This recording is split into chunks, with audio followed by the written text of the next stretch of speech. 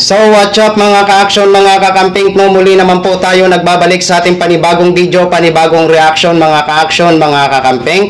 May gusto lang po ako na i-share ho sa inyo, pero bago po ang lahat, naghihingi po ako ng sorry sa live natin kanina kung hindi man po natapos at hindi ako nakapagpaalam sa inyo dahil may bigla pong tumawag na isang kaibigan sa ating messenger. Yun po yung minsan nakakalungkot po kasi pag may tumawag bigla habang naka-live ako, kasi yung ginagamit ko na phone is my messenger.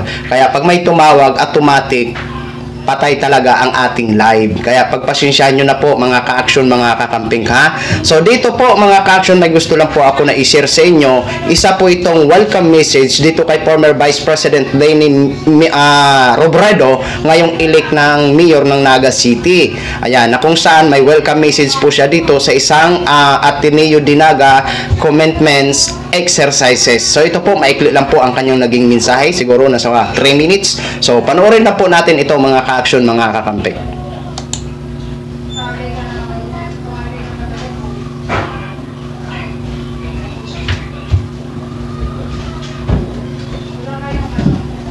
Let us now listen to the welcome message from one of the Board of Trustees, our Mayor-elect, Honorable Attorney Leni Robredo.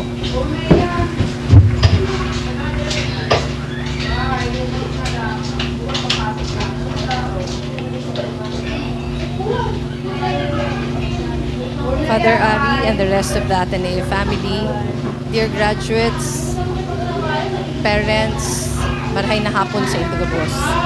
Congratulations, Batch 2025. It is truly an honor to be part of this milestone, especially now that I am officially a part of the Ateneo Dinaga family as a member of the Board of Trustees.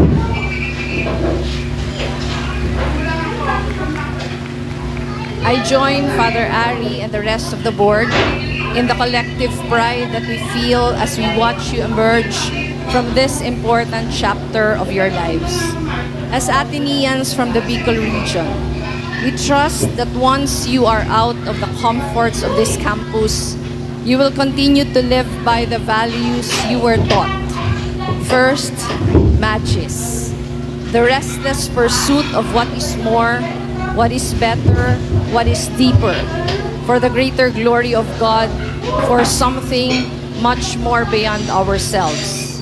And second, the spirit of being Oragon, making your best better, never just for your own benefit, but for the larger community. We ask that you keep these values at the core of who you are and the person who will choose to become. Who you will choose to become. As the Ateneo has taught you, may you constantly strive to be men and women for others. And along the way, I wish that you will always be led to the joys of life and the beauty of defiant hope. Again, congratulations, Batch 2025. Job well done. Mabuhay ka mo, Gabos.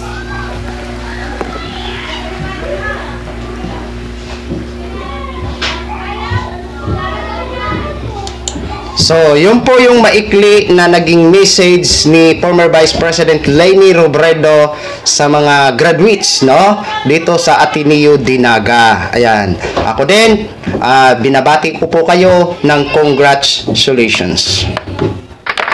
Ayan. Napakaganda po na panuorin na ang isang Leni Robredo ay wala pa talagang kakupas-kupas pagdating sa mga ganitong event. Lagi ho siyang nai-invite, di ba mga ka-action, mga kakamping. Isa lang po ibig sabihin yan. Kasi nga ho, sa magandang record o mahusay na pagbibigay inspirational message sa mga ganitong event dito sa mga gumagraduate na ating mga estudyante. Kaya masasabi ko talaga na itong mga nag-i-invite, very proud ho sila dito kay former Vice President Leni Robredo, ngayong elect mayor ng Naga City. Kaya congratulations once again sa inyo pong lahat. Mabuhay po tayong lahat. So yun lang po mga ka-action, mga kakamping no, gin-share ko lang ho sa inyo. Maraming salamat po sa ating mga viewers Luzon, Visayas at Mindanao all over the world. Ako po ang inyong lingkod, si The Action Man. Have a good day, everyone. We're beautiful.